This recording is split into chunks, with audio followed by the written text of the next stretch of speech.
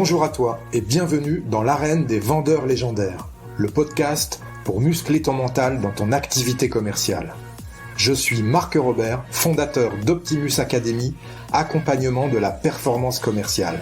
On va aborder l'approche mentale de la vente pour développer les compétences nécessaires et pour prendre du plaisir dans cette activité.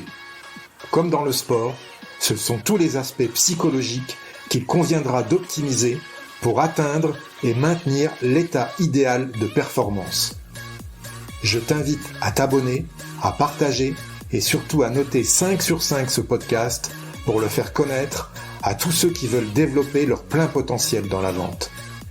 Tu peux aussi rejoindre la communauté Optimus Academy en t'inscrivant à la newsletter que tu recevras tous les jeudis dans ta boîte mail et où je te partagerai mes conseils pour faire de ton mental la forteresse de ta réussite commerciale. Si tu veux obtenir des résultats que tu n'as jamais eus, tu dois être prêt à faire des choses que tu n'as jamais faites. Tu es prêt ? Alors c'est parti.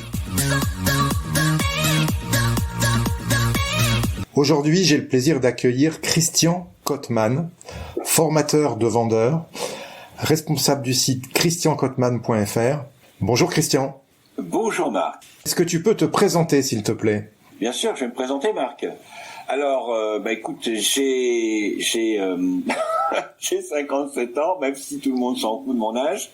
Je suis un homme heureux et comblé. J'exerce le beau métier, le plus beau métier du monde, qui est le métier de vendeur. J'ai même envie de dire encore plus à mon compte qu'avant d'ailleurs, mais j'ai toujours exercé ce métier. Et je suis marié, père d'une grande fille de 31 ans qui elle-même est une vendeuse impactante, comme quoi on se refait pas, c'est la famille, c'est l'ADN. Et voilà, je suis marié depuis maintenant 1988 à une femme ravissante, merveilleuse. Bref, mieux serait indécent. Tu es dans le métier commercial depuis combien de temps, Christian ? Depuis 1992, février 1992. D'accord. C'était ton métier initial ou tu es arrivé après avoir démarré ta carrière professionnelle ? Alors, j'ai démarré après, c'était pas du tout initial, j'ai démarré après avoir fait plein de petits boulots et m'être cherché jusqu'à l'âge de mes 27 ans. D'accord, donc c'est seulement à 27 ans que tu as démarré dans le commercial. Qu'est-ce que tu faisais avant ? Oh, j'avais plein de petits boulots puisque j'ai l'habitude de dire que je suis bac -10, donc on va dire que je suis plus dans le profil autodidacte, mon cher Marc, si tu veux, complètement autodidacte, mais autodidacte qui se forme tout le temps, c'est ça finalement la définition d'autodidacte, Et à 27 ans, le fils d'une voisine où j'habitais à l'époque dit « Écoute Christian, tu as du bagou, tu ferais un très bon vendeur. Vas-y, lance-toi, il faut que je te présente à des gens, etc. » Et puis moi, à l'époque, j'étais victime d'une grosse a priori, vendeur menteur, vendeur bonimenteur, genre les Galeries Lafayette ou la Foire de Paris avec le stylo magique qui écrit sans faute d'orthographe. Tu vois ma vision de la vente à l'époque. Donc, je ne suis pas entré dans la vente par vocation, plus par accident. En revanche, en y pensant, parce que j'ai un peu réfléchi à notre interview, même si c'est en freestyle, on est d'accord, mais j'ai quand même réfléchi et je me suis dit qu'aussi loin que je me rappelle, j'ai toujours aimé vendre quelque chose, d'échanger mes billes, ou d'être toujours sur la scène, à dire quelque chose. Donc finalement, je pense que j'étais prédestiné pour ce métier, mais je ne le savais pas. D'accord. Tu as eu une formation pour démarrer dans l'activité commerciale ou pas ? Non, en fait, et c'est ce que j'ai dit, pas besoin de technique de vente pour vendre. Effectivement, on a besoin de technique de vente plus pour comprendre l'univers du client et bien structurer l'entretien. En revanche, la première chose que les gens voient, c'est d'abord ton enthousiasme, ta posture, qui tu es. Et dès le premier mois, et voilà, puisqu'on m'interviewe, je vais te le dire, j'ai fait 17 nouveaux clients alors que je ne maîtrisais absolument pas les techniques de vente. Mais j'avais une telle foi, un tel enthousiasme que dès le premier mois, paf, 17 nouveaux clients. Oh, c'est beau. Voilà, j'ai découvert ma vocation. D'accord. Dans quel secteur tu étais ? Alors, écoute, dans le secteur le plus difficile, déjà à l'époque c'était le plus difficile parce que grande consommation, bien sûr, donc beaucoup de concurrence, la fourniture de bureaux. D'accord. Ok. Et maintenant, tu fais quoi ? Alors maintenant, aujourd'hui, à l'instant là où tu me parles, depuis 2012, je suis formateur, consultant auprès des forces des ventes, auprès aussi des grandes écoles de commerce où j'exerce, donc par vocation. Voilà, plus pour transmettre la passion, la vocation du métier de vendeur, pour être le héros, je dirais, du métier de la vente, le porte-parole du métier de vendeur auprès des écoles de commerce, et d'une autre partie auprès de clients dans lequel, bien entendu, j'ai comment dirais-je, plein de partenaires, de contacts qui aujourd'hui me permettent de travailler dans leur entreprise pour former leurs commerciaux. Et puis, le schéma classique, mais j'ai plein de choses en botte secrète encore. Là, je suis en préparation pour cette année 2022. Ça va être génial. D'accord. Ta cible de clients formés, de commerciaux formés, c'est quoi? C'est des PME? C'est quoi comme type d'entreprise? Essentiellement des PME, parce que quand on connaît son persona type de client, d'ailleurs, j'ai moi-même fait un questionnaire Google Form auprès de mon écosystème, j'ai eu quand même pas mal de réponses, et je leur ai posé la question, vous me voyez où, etc., quelle est la typologie des clients, etc. Ça confirmait ce que je savais, plus un profil PME, PMI, petite et moyenne entreprise, que les formats grands groupes qui ont déjà intégré une académie, une école, etc., qui ont intégré des programmes assez complexes, donc dans lequel on rentre que par cooptation bien souvent. La prospection devient presque inutile, ou alors on vous découvre notamment grâce aux réseaux sociaux. Donc voilà ma cible, PME, PMI, et plus orienté B2B, même si j'ai formé des vendeuses en boulangerie alors que je m'y attendais pas du tout. Et ça a été une expérience plutôt assez enrichissante, sympathique. Bon, c'est pas mon cœur de cible le retail, mais je sais former dans le retail parce que j'ai eu à faire ce genre de formation. D'accord. Comment on te trouve comme formateur? On vient vers toi naturellement par ton profil LinkedIn ou c'est que tu fais du démarchage justement pour trouver de nouveaux clients? Un mixage. En fait, si tu veux, j'ai créé en 2017 le concept qu'on appelle BTC, mais bon, c'est un acronyme, je vous laisse deviner ce que veut dire BTC. Voilà, donc je vous laisse deviner. J'ai une petite idée. Voilà, tu as une petite idée, et effectivement c'est un mixage en fait, un mixage entre, et surtout aujourd'hui d'ailleurs, c'est ce qu'il faut faire, c'est du social selling pour notifier sa marque, la faire connaître son identité, sa marque, la développer, en être possesseur, surtout posséder cette marque, l'incarner, ensuite faire de la prospection des plus classiques, comme dans le monde avant, la prospection téléphonique par exemple, et quelquefois il m'est arrivé, mais comme ça va être diffusé à grande antenne, donc ça va, que quelques-uns sont au courant, je vous le dis dans l'intimité, il m'est arrivé de démarcher dans les zones industrielles en porte-à-porte, mais ne le dites pas parce que sinon... Ah oui. Et c'est une expérience extraordinaire, ça m'a rappelé les années 90. C'est juste extraordinaire. C'est vrai, j'ai démarré aussi comme ça, c'était assez dingue, la prospection physique. On appelait ça la prospection commando à l'époque, je me souviens. avec des plans surlignés, tu sais. C'est ça. Tu fais telle rue. Ah, c'était juste génial. On te laissait dans une zone, rendez-vous 9h, et je viens vous rechercher à 11h, 11h30. Et après, on se faisait une bonne brasserie, un bon resto. C'est ça. Et on se tapait sur la panse. Alors, on faisait l'échange de cartes, tout ça. Ah, c'est un peu de nostalgie, de jeunesse. Ça fait un peu ancien combattant de la vente, ça. J'adore cette expression. Il faut absolument que je la note. Attends. Ok. On peut faire une association. Ouais. Mais c'est juste génial, quoi.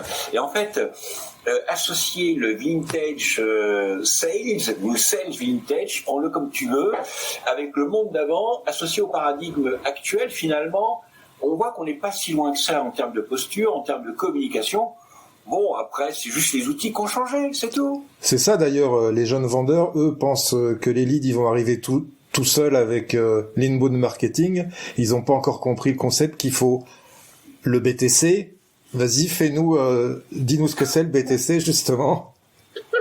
Je vais vous raconter une histoire, plutôt une histoire. Il y a maintenant une vingtaine d'années en arrière, cette histoire m'a inspiré. Un grand chef d'entreprise, une compagnie américaine, invite 300 de ses managers à l'hôtel Astoria à New York. Hôtel à Palace. Voilà, c'est un palace.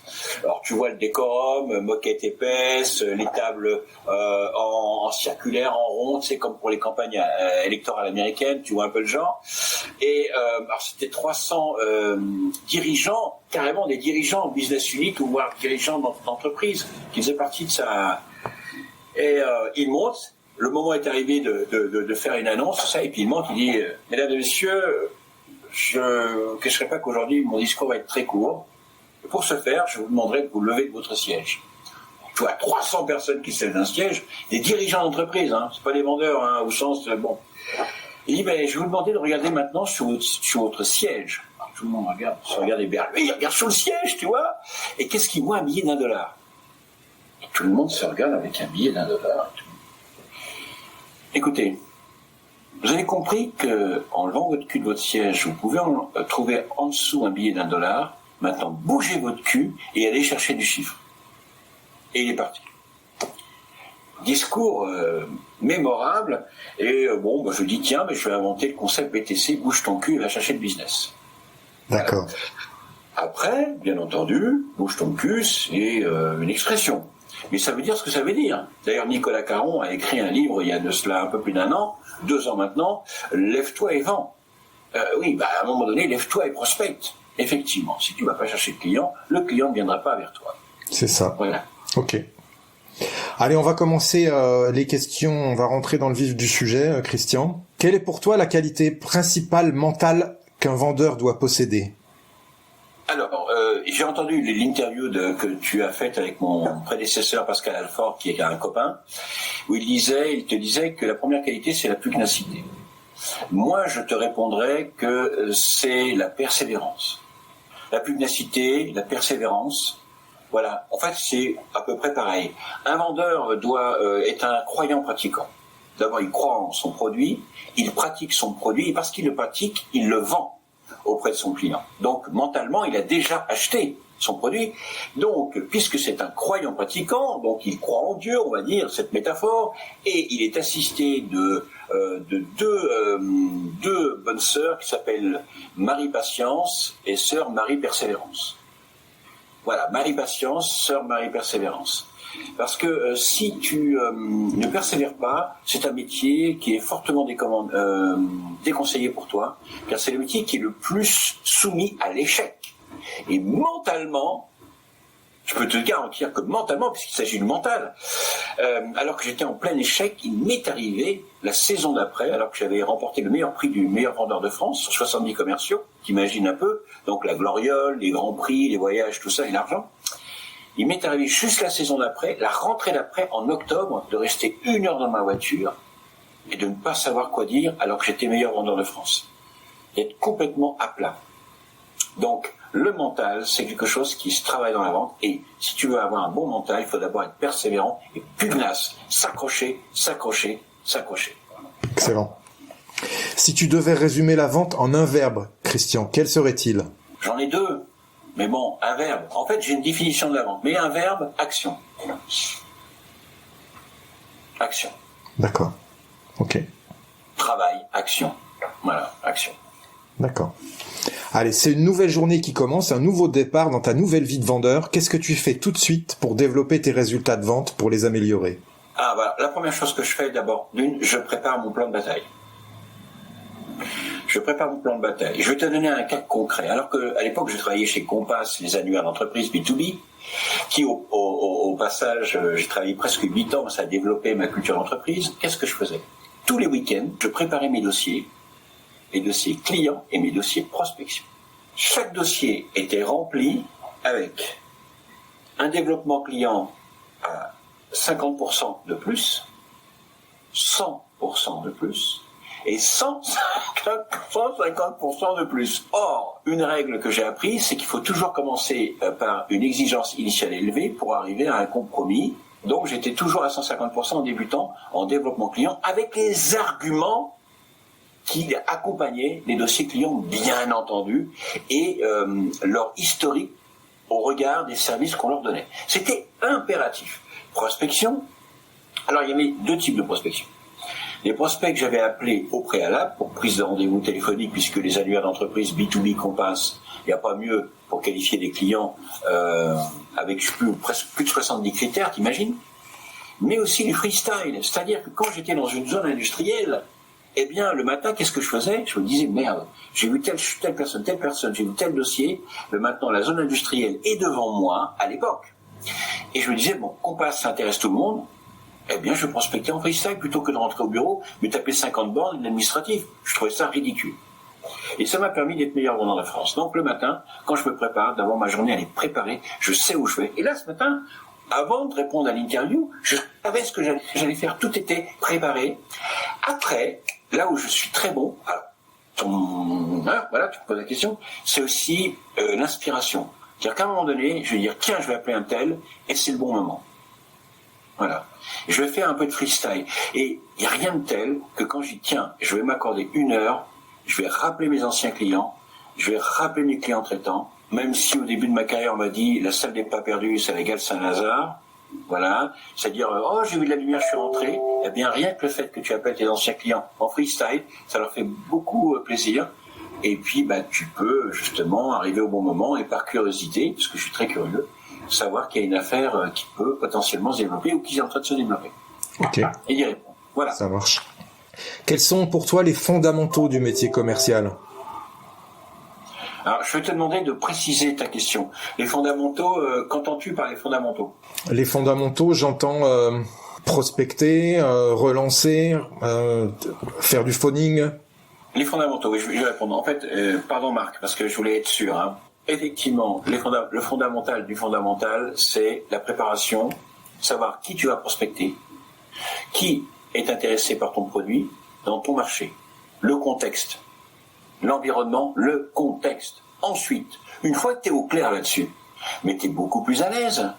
Tu es beaucoup plus à l'aise quand tu prends un train, parce que tu es arrivé un quart d'heure avant, tu as pu confortablement t'asseoir sur ton siège, mettre tes bagages, etc., que quand tu arrives full et que tu prends le train, il est en train de partir. Tu es complètement énervé, tu as les tempes qui vont exploser, tu es suant, etc., tu n'as pas encore mis tes bagages. Donc finalement, la préparation.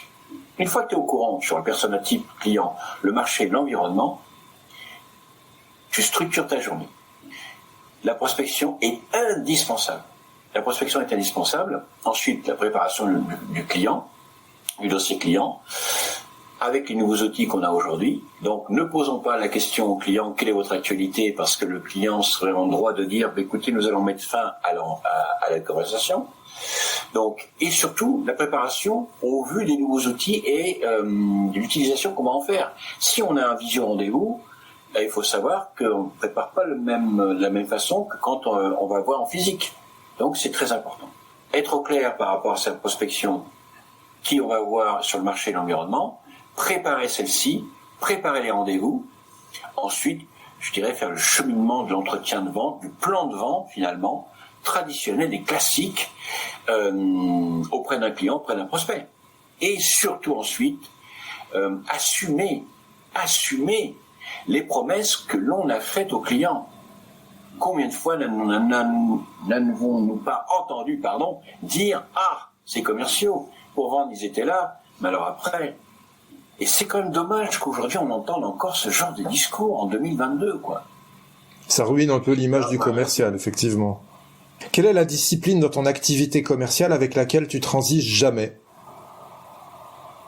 Que je transige jamais ? La prospection. Ok, la prospection, c'est la base. Ça évite les résultats en dents de scie, ça évite les remises en question permanentes, ça évite les descentes de prix. Si tu veux que les carottes poussent, il faut d'abord faire des sillons, mettre des graines et puis ensuite arroser. Sinon les carottes ne pousseront jamais. Hein. C'est clair. C'est basique, hein. Oui, mais c'est toujours bon de le rappeler parce qu'il y a peu de personnes qui ont compris qu'il faut prospecter tout le temps. Il faut pas prospecter pour trouver des affaires. Il faut prospecter pour trouver des affaires, mais il faut surtout prospecter tout le temps. Donc c'est une question de, je dirais, de volonté, d'organisation. Et pas besoin de se foutre la rate au courbouillon. Hein. Tu peux très bien prospecter, je sais pas moi, tu dis la prospection, c'est pas 25-30 appels par jour, pas nécessairement. C'est une stratégie de prospection, de prise en contact. Si tu es en stratégie warm calling, par exemple, c'est-à-dire qu'on va appeler plutôt la méthode douce, où tu as créé un écosystème via ta marque personnelle, via les réseaux sociaux, via ton site internet, via la stratégie d'inbound marketing, tu te dois aussi d'appeler les prospects que tu as ciblés et qui correspondent vraiment à avec qui tu veux travailler dans ton quotidien. Eh bien, ça te demandera moins de temps que si tu prends un fichier et puis tu fais la ligne comme avant, au début, quand on prospectait avec les pages jaunes. Là. C'est beaucoup plus chronophage, beaucoup plus énergivore. Donc oui, il faut tout le temps prospecter. Tout dépend de la manière dont on prospecte. Ok. Encore une fois. On va parler énergie dans la vente maintenant, Christian. Est-ce que tu as des spécificités? Comment gères-tu ton énergie pour performer dans le commercial? Alors, comment je la régule et comment je la canalise, plutôt je la régule notamment parce que l'énergie est très très importante. L'énergie que tu vas véhiculer, elle va se sentir via les neuromiroirs de notre cerveau, dont nous sommes abondamment fournis. Les gens vont sentir. Il va y avoir ce qu'on appelle une adéquation cognitive, une empathie cognitive ou pas, immédiate.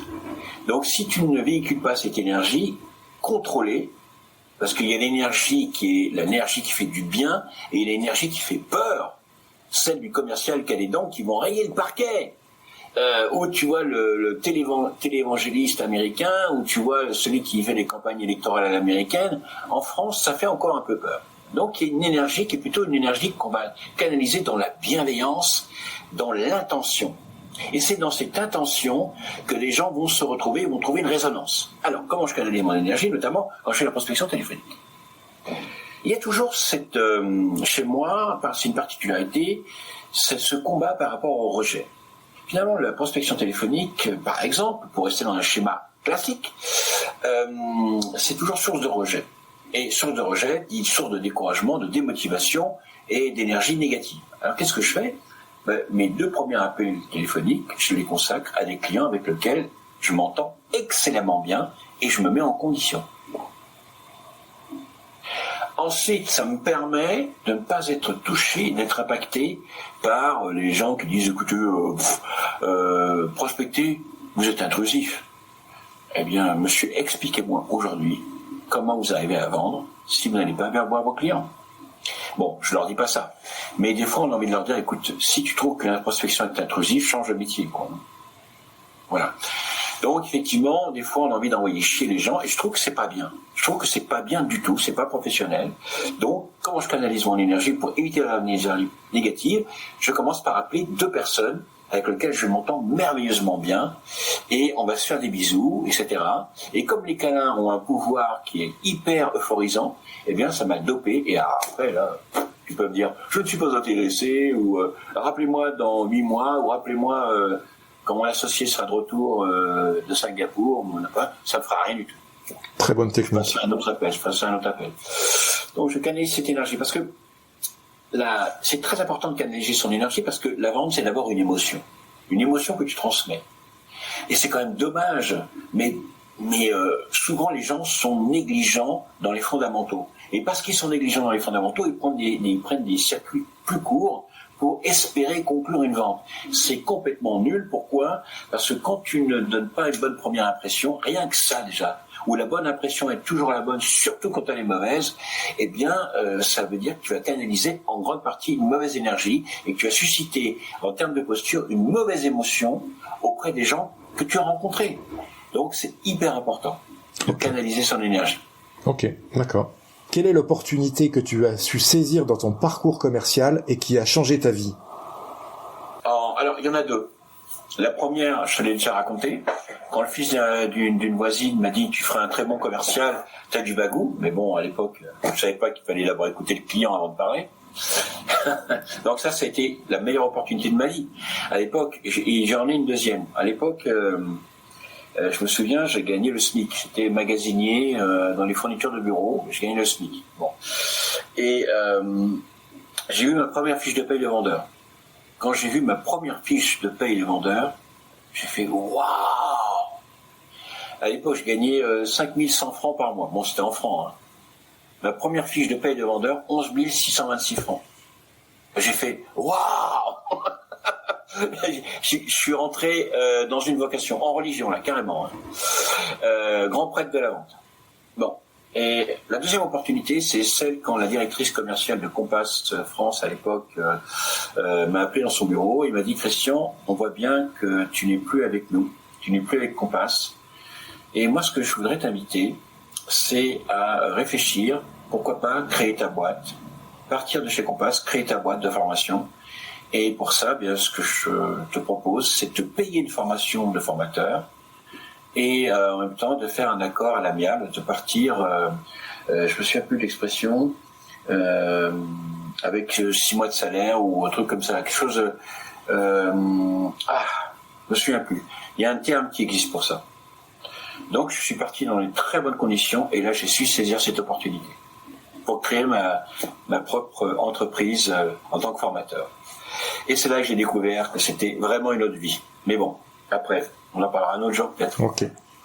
Quel est le meilleur conseil qu'on t'ait donné dans ta carrière commerciale ? Alors, je vais te le dire. Voilà. Écoutez bien. Reste enseignable, mais ne reçois de conseils que de gens qui en ont les compétences. Très bon. Et quand un client aussi, un deuxième conseil, un jour je suis rentré dans le bureau d'un client et j'étais au firmament de ma gloriole de l'époque, vanité des vanités, hein, égocentrique comme on dit. Et j'ai une telle force de conviction, une telle force de persuasion que le client m'a dit: écoutez, monsieur Cotman, c'est simple. Hein. Quand vous aurez arrêté de vouloir me convaincre à tout prix et que vous penserez à moi, vous pourrez revenir. Au revoir, monsieur Cotman. Et là, j'ai pris une claque monumentale.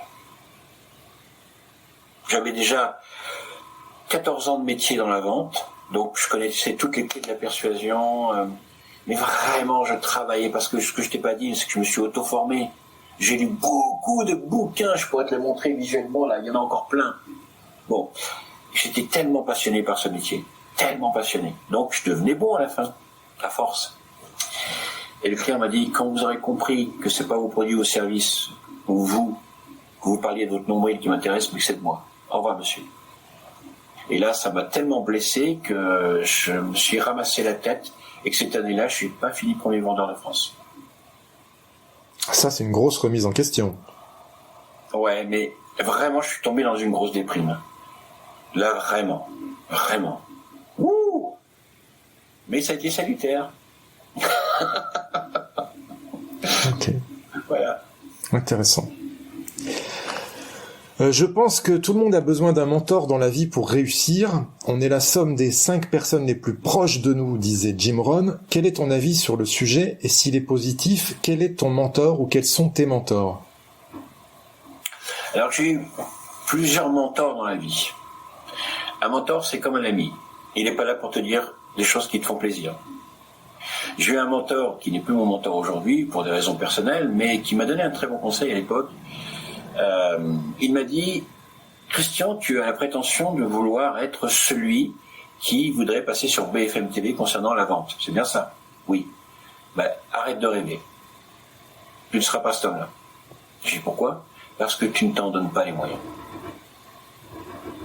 Donc effectivement, un mentor sont des hommes et des femmes qui ont cette capacité et ce recul, cette hauteur d'esprit, cette expérience, cette maturité, pour te dire quand tu te fourvoies, pour te piquer au vif, pour parfois te blesser, pour ensuite te relever. Oui, j'ai des mentors dans ma vie.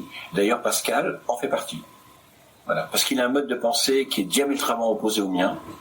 Et j'apprécie énormément les gens qui ne pensent pas comme moi, parce que ça me permet de voir des angles de vue que je n'aurais jamais vus si je n'avais pas entendu leur opinion. Ok. Voilà. Intéressant. Oui. Mon épouse est un mentor. Elle a de très très bons conseils. Parce que si on prend par exemple l'hémisphère droit et l'hémisphère gauche de notre cerveau avec leurs préférences, on va dire que mon épouse est plus un hémisphère gauche et moi je suis complètement un hémisphère droit. Alors j'utilise hémisphère gauche en termes d'organisation, ça c'est clair, mais hémisphère droit par la créativité, la spontanéité, l'imagination, la spontanéité, le fait de fédérer, etc. Voilà. Et donc, mes mentors sont souvent des gens qui sont plus hémisphère gauche. Ok. Voilà. Quelle est la plus grande qualité commerciale qui te rend unique, authentique et non normé?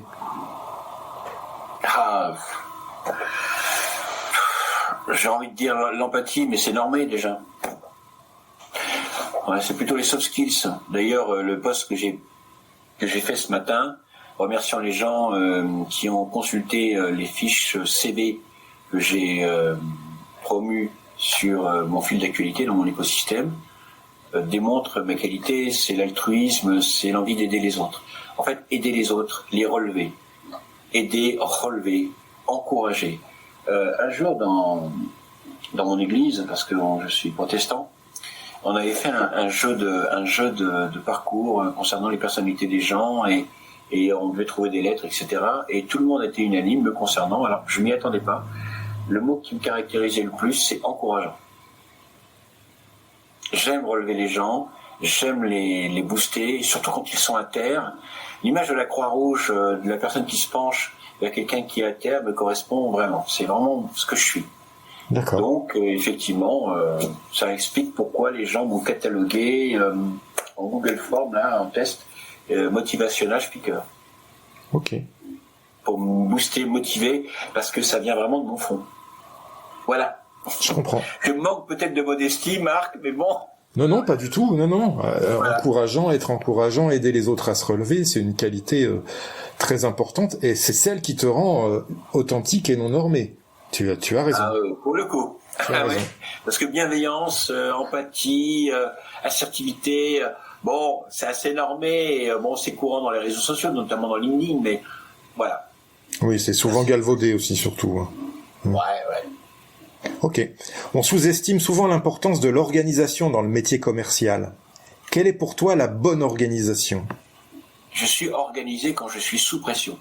Et je ne suis pas organisé quand je ne suis pas sous pression.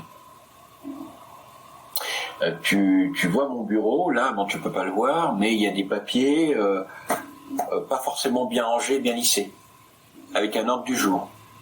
Alors ça peut venir à contrario des propos que je t'ai tenus tout à l'heure. Quand je suis sous pression, là je suis hyper carré. Une vraie machine de guerre. Et j'ai même, parfois, je ne supporte pas qu'on ne me suive pas à ce niveau-là. En fait, je suis plutôt, en termes d'organisation, je suis plutôt comme quelqu'un qui fait du test learner tout le temps. Et le test learning m'a permis de voir justement que je manquais parfois cruellement d'organisation. Donc, les choses que j'apprends aujourd'hui à mon âge, c'est faire une chose après l'autre et ne pas entamer une autre activité tant que j'ai pas fini celle que j'avais prévu de faire.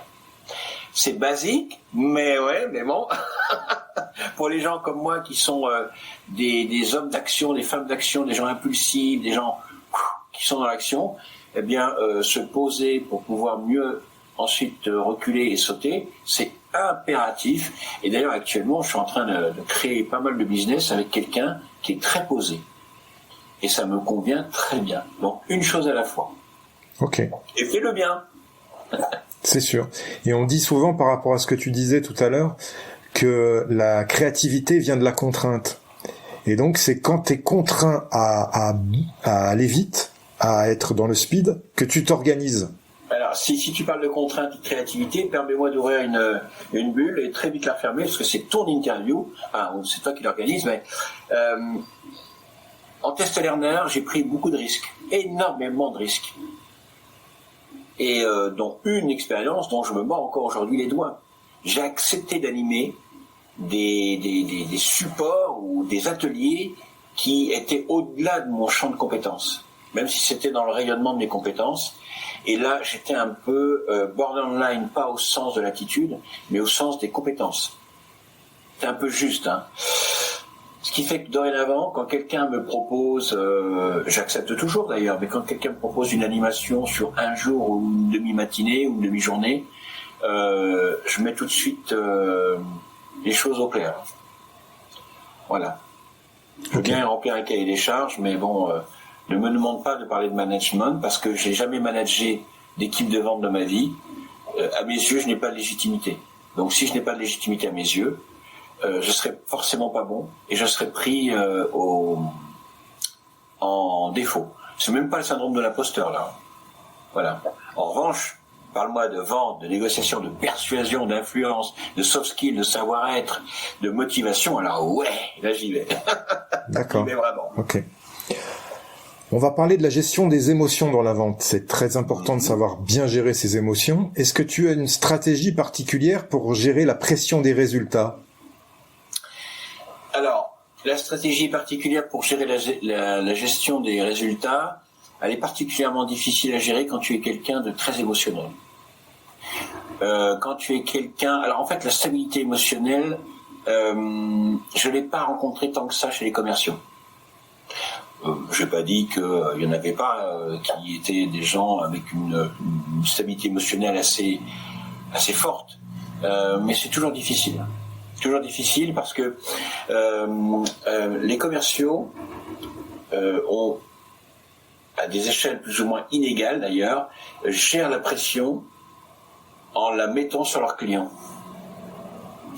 Et c'est un des gros défauts des managers commerciaux qui sont entre le marteau et l'enclume d'ailleurs.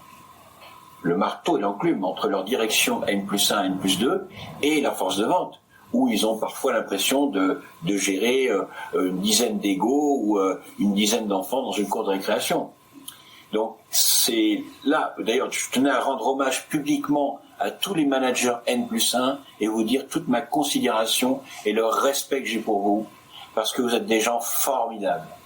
Formidables. Donc voilà, ça c'est... Mais quand ils te mettent une pression qu'ils ne savent pas gérer eux-mêmes, tu mets toi-même la pression sur tes clients. Et du coup, la posture que tu avais auprès de tes clients change sans même t'en rendre compte. Et la bonne image que le client a avec toi se transforme en lui, dès qu'il appelle, surtout, vous ne le prenez plus. Vous ne le passez plus. Et du coup, pour le coup, eh bien, je mettais la pression sur mes clients quand on mettait la pression sur moi au niveau des résultats. Et j'avais du mal à gérer cette pression. Il me semble, en tant que vendeur, dans une équipe de vente, que c'est le devoir du manager de retransmettre la pression négative en pression positive, inversée, sur ses commerciaux. Il doit garder pour lui la pression négative et ne surtout pas la faire sentir. Et c'est justement là qu'il va libérer le potentiel de ses commerciaux. D'ailleurs, à ce titre, j'en veux pour preuve que quand j'ai commencé chez Compass, j'avais quelques difficultés avec un logiciel informatique pour rentrer les commandes. Et voilà ce que me dit mon formateur. Il m'a dit, Christian, occupe-toi de chercher les commandes, moi, je m'occuperai du logiciel. Quand il a dit ça, ça m'a tellement libéré que tout de suite, je suis devenu le premier vendeur de l'équipe. Ok. Est-ce que tu as un dialogue intérieur quand tu rates une vente ? Oui.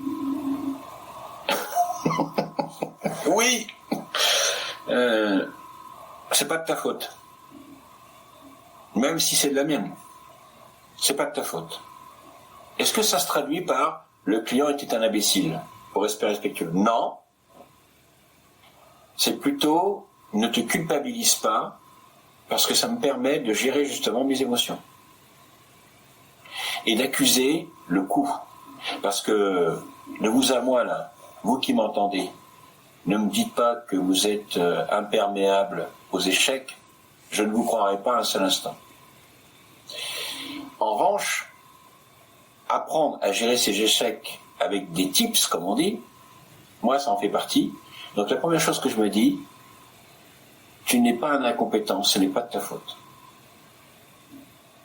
Ensuite, je me remémore l'entretien, mais pas forcément tout de suite. Je me remémore l'entretien quand je suis en mode détente. C'est dingue ça. C'est-à-dire que je conduis dans la voiture, tout, et puis je pense, une fois que j'ai accepté de dire c'est pas de ma faute, t'es pas un incompétent pour autant, j'essaie de voir qu'est-ce qui a fait que, entre le client et moi, le prospect et moi, le fluide n'a pas bien fonctionné. Est-ce que c'est ma posture? Est-ce qu'il y a une question que j'ai oublié de poser? Est-ce que je n'ai pas trop conclu rapidement? Ou est-ce que j'ai manqué de préparation aussi? Mais là, dans ces cas-là, je vais plutôt prendre soin de moi en disant, écoute Christian, tu as détecté une erreur ou tu as détecté quelque chose que tu avais oublié, pas nécessairement une erreur ou un excès de confiance. Souvent, je péchais par excès de confiance. Ok. Qu'est-ce que tu crois vrai et qui va à l'opposé de ce que pense tout le monde? Par rapport à une croyance générale, la définition que j'ai du métier de vendeur, c'est vendre, c'est aider un client à prendre une décision qui lui est favorable et qui pérennise les deux parties dans une relation de confiance. Par rapport à la croyance populaire, vendeur souvent est lié avec manipulateur. Je suis désolé, on peut très bien aider un client à prendre une décision qui lui est favorable et le client te dira merci. Il faut se battre sur l'image de la vente. Ce podcast en fait partie. Quel est ton mantra, ta formulation positive qui tourne en boucle? Tu l'as déjà prouvé, prouve-le. Excellent. Ça capitalise sur tes anciens succès. Oui, pardon. C'est pas un lapsus révélateur ni un langage non verbal qui dit le contraire. Hein. Mais c'est vrai. Oui. C'est vrai, c'est complètement ça. Tu l'as déjà prouvé, prouve-le. Il n'y a rien de tel, finalement. Anti-blabla, anti-machin théorique, anti-pseudo-expert. Bon, monsieur le client, on va former vos commerciaux. Je vais vendre avec eux. Allez hop, on y va. On va former vos commerciaux à l'appel à chaud. Taper dans la butte. Bon, on a écrit un scénario. Bon, faisons-le. Je vais le faire devant vos commerciaux. C'est ça. Voilà, il y a rien de tel. Tu l'as déjà prouvé, prouve-le. Quel conseil donnerais-tu à ton ancien toi, jeune commercial? Ne pratique pas ce métier pour être aimé et pour avoir de la reconnaissance. Voilà. Pratique-le parce que tu aimes les gens, mais n'attends pas qu'ils t'aiment en retour. Ça a été un gros problème chez moi parce que j'ai eu une enfance pourrie, mais vraiment pourrie. Et donc, dans le professionnel, j'ai tenté de récupérer la reconnaissance que je n'avais pas eue quand j'étais enfant. Voilà ce que je dirais. Tu es bon, tu es une personne de valeur, t'imagines pas les dons et les talents que tu as, mais n'attends pas à ce qu'on te le dise. Voilà. Excellent. D'ailleurs, j'ai une petite anecdote, c'était en 1981, ça date pas d'hier. J'avais 82, j'avais 18 ans à l'époque, et je rentre, j'avais rendez-vous avec un conseiller emploi à Pôle emploi, mais à l'époque c'était la NPE, l'Agence nationale pour l'emploi. Et le type était tellement enthousiaste me concernant alors que j'avais 0 diplôme, tellement enthousiaste, il me dit: Christian, vous avez un potentiel, vous avez des talents, vous êtes doué, que j'ai vraiment eu peur et mon cœur battait la chamade en moi. Et j'ai eu peur et le gars, je l'ai pris pour un fou, mais pour un fou. Parce que je n'avais pas l'habitude à ce qu'on valorise ma personne. Maintenant, bon, à mon âge, ça va. C'est de la flagornerie. Je m'aime bien. T'as fait le travail nécessaire. Figure-toi que j'ai eu un peu le même parcours que toi. Commercialement, j'ai eu une enfance très difficile aussi. Et j'ai agi exactement pareil que toi. J'ai fait du commercial. Moi, j'ai fait du commercial toute ma vie. J'ai fait du commercial essentiellement pour être aimé au début. Et ça a été un game changer quand j'ai compris qu'il fallait pas le faire pour être aimé. Tu as raison, il faut le faire pour soi et simplement pour être fier de soi. Ça suffit largement déjà. Quelle est ta punchline de vendeur légendaire, Christian? Ton attitude, je crois que c'est Brian Tracy qui a dit ça, mais c'est pas lui que j'ai appris, c'est d'un ami québécois, qui s'appelle Michel Allard.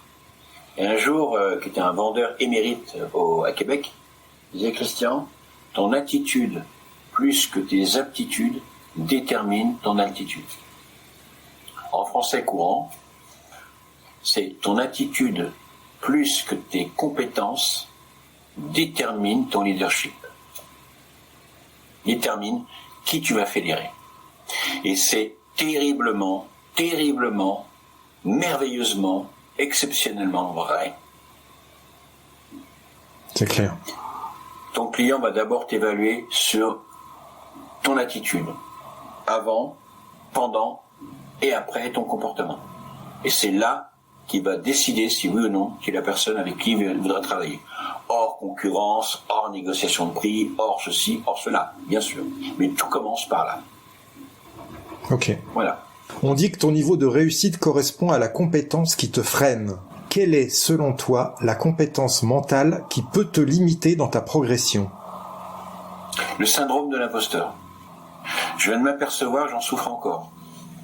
Je pensais m'en être libéré, mais c'est faux. Bref, je m'interdis certaines choses parce que d'autres y sont. Et parce que d'autres sont plus brillants que moi. Pas brillants, non. J'ai la perception qu'ils sont plus brillants. Parce qu'ils ont écrit un livre ou deux. Et qu'ils ont la légitimité et que leur place ne va pas être prise. Et là, du coup, ça fausse complètement toutes les capacités que j'ai. C'est absolument faux. Du coup, je suis en train de créer ma méthode, la méthode Cotman. Et j'en suis le possesseur et je l'incarne. Ok. C'est ça, être un leader. Très bon. Super, merci Christian pour cet échange. Et pour finir, on va finir avec un top 5, tu sais, en hommage au sport, puisque moi je suis un ancien sportif. Et donc, on finit toujours dans le sport par des top 5. Donc, c'est 5 petites questions très rapides où tu peux répondre du tac au tac. T'es prêt ? Je sais pas si je vais répondre, mais vas-y, je t'écoute. Donc, une citation qui t'inspire et qui peut inspirer les futurs vendeurs légendaires. Celui qui a une idée, mais qui ne sait pas la vendre, n'est pas plus avancé que celui qui n'en a pas. Abraham Lincoln. Très bon. Un livre ou un média à suivre pour devenir un vendeur légendaire.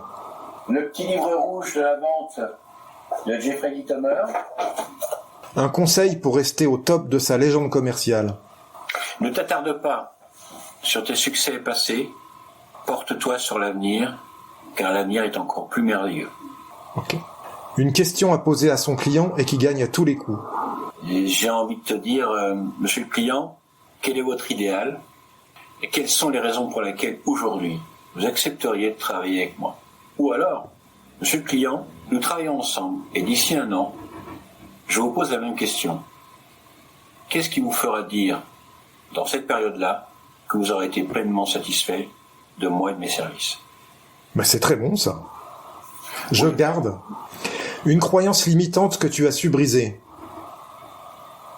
Et que je suis encore en train de briser. C'est « tu pourras pas y arriver ». Tu pourras pas y arriver. C'est le fameux psy de l'enfant perdu dans la gare, quoi, et qui cherche la main de sa maman. Et en fait, finalement, c'est de dire que tu as de prendre conscience de qui tu es, te fait faire des choses formidables et merveilleuses, et je suis en train de les faire actuellement. Ok. Voilà. Avant de se dire au revoir, Christian, est-ce que tu as un invité à me recommander qui a su développer un mental fort dans son domaine commercial et qui pourrait inspirer nos auditeurs ? Oui, alors j'en ai un, il s'appelle Cédric Simon. Alors j'en ai même plusieurs. Je crois que d'ailleurs tu l'as invité, il y a Loïc Simon. Non, je ne l'ai pas invité. Non. Alors il y a Loïc Simon, voilà, qui... voilà. Et Cédric Simon, Siège Design, donc Cédric Simon. Où on peut te retrouver, Christian, enfin ? Alors www.christiancotman, kodtma2n.fr, www.christiancotman.fr, site web, Christian Cotman YouTube, où j'ai lancé ma chaîne YouTube, que je travaille pas trop, mais elle est quand même architecturée, hein, vous allez voir, il y a des choses intéressantes, où il y a 151 abonnés, donc vous seriez les bienvenus, parce que là je suis encore loin que Google m'appelle en me disant « Monsieur, on va vous payer avec des pubs ». Voilà. Et puis dans LinkedIn, Christian Cotman. Ok, voilà. Super. Bon bah merci pour cet échange, Christian, c'était top, c'était très sympa. Ouais. J'ai bien apprécié. Et puis je te dis à bientôt. À bientôt. Merci à toi, cher auditeur, d'avoir suivi l'épisode jusqu'au bout. J'espère qu'il t'a plu, que tu as appris des choses et surtout que tu vas pouvoir les implémenter dans ton activité pour améliorer tes résultats. Pense bien à noter 5 sur 5 ce podcast sur ta plateforme d'écoute et à le partager. Je te dis à bientôt pour le prochain épisode. Mentalement fort. We'll be back.